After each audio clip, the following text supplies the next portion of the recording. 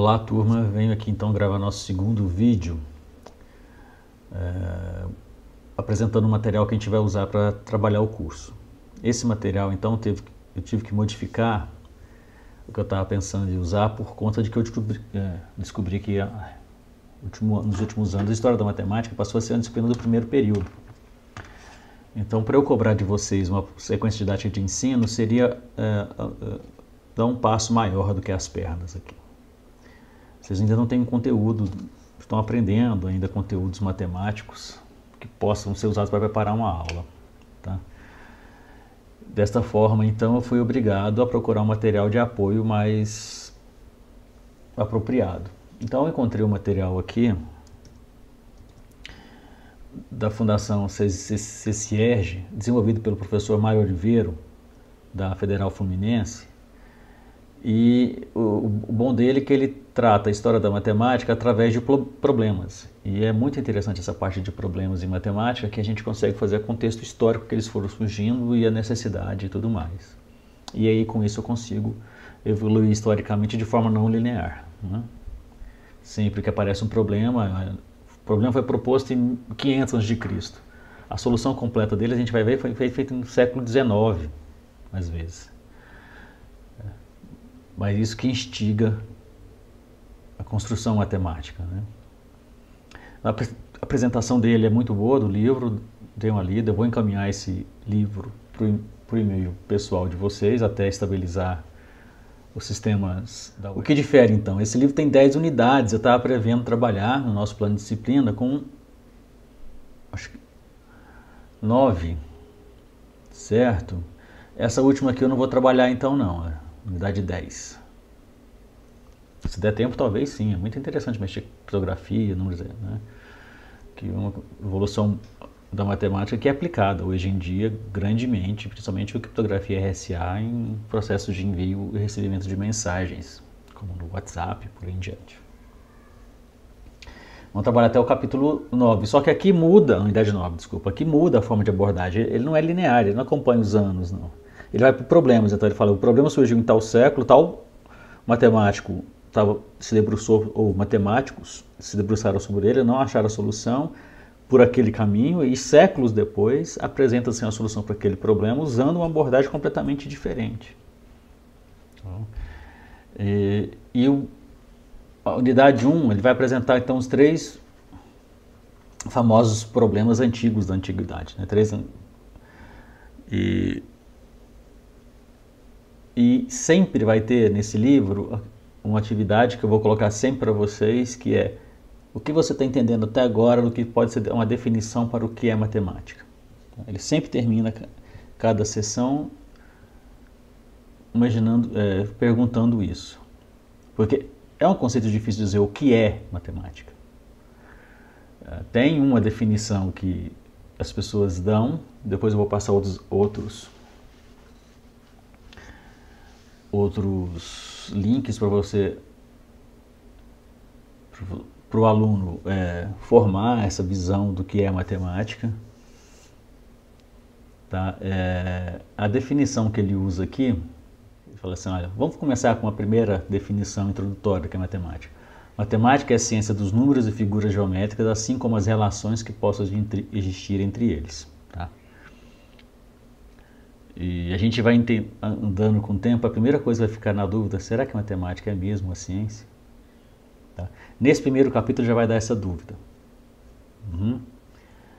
Porque quando a gente vai vendo as características da matemática, as principais características, que é o que ele fala, então o que a gente interpreta mesmo a matemática, a gente vê as características que está envolvendo a matemática. Deem uma lida nisso aqui. E depois a gente vai ver a diversidade da matemática. E aí ele começa a falar então desse matemático, o Grothendieck, nascido em 1928 em Berlim. É um matemático que os matemáticos conhecem, mas a grande população talvez conheça falar de Newton, de Einstein. Einstein nem é considerado matemático, mas ele é mais físico. Algum outro que a pessoa lembra do ensino médio, como Gauss. Esse aqui não. Esse aqui. E ele criou uma abordagem né, que justifica muito a forma como modificou a forma de se ensinar a matemática, muito por conta da visão que ele tinha, um cara muito genial, e que se preocupou em definir seriamente os conceitos que são empregados no ensino de matemática.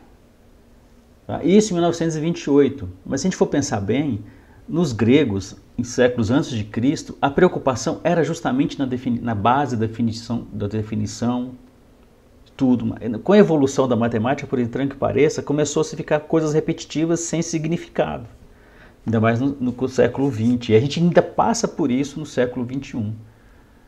Muitos dos professores ensinam a fazer cálculos, mas ainda não tem associação de por que surgiu aquilo, a necessidade daquilo, de certa forma, juntar aquilo, nem que seja para a pessoa não usar aquela ferramenta naquele instante, mas saber que há uma necessidade futura, que se ele fosse especializar, ou seja o que for, de se usar essa ferramenta. Essa ferramenta não foi um cara que estava no barzinho tomando seu chopp, vou inventar alguma coisa aqui. Pode até ter sido inventado assim, mas isso não prosperou, isso não prospera. Se não tiver uma aplicação, isso não vai prosperar, isso não vai ser necessário se aprender, se evoluir. Então, dos 3 problemas da antiguidade que eu queria que vocês lessem bastante aqui, que eu lesse nesse capítulo, é o da trissecção do ângulo, da duplicação do cubo e da quadratura do círculo. Tá? Fazendo isso só com régua e compasso, mas vê a definição que ele tem aqui de régua. Régua é um instrumento que consegue traçar retas, mas que não há marcação de centímetro, não. E compasso é o compasso mesmo. Né? A gente fazer o compasso com a linha e coisa, né? Ou seja, o compasso só faz círculos ou partes de círculos. Essas atividades aqui, então, eu vou fazer algumas delas usando o GeoGebra e vou postar também para vocês o link no GeoGebra. O GeoGebra hoje em dia ele tem a versão online, então dá pra gente brincar e trabalhar com ele de forma conectada, sem precisar de mandar um arquivo e você instalar no computador. Então facilita o trabalho. E também ele tem integração muito boa com o Classroom, então quando vocês tiverem acesso ao Classroom, vai estar tudo lá também. Eu estou colocando no e-mail de vocês, no SIGA e no Classroom, né? Porque novos alunos podem surgir, eu não quero perder esse material aí. Nós estamos ainda no processo de chamamento do SISU.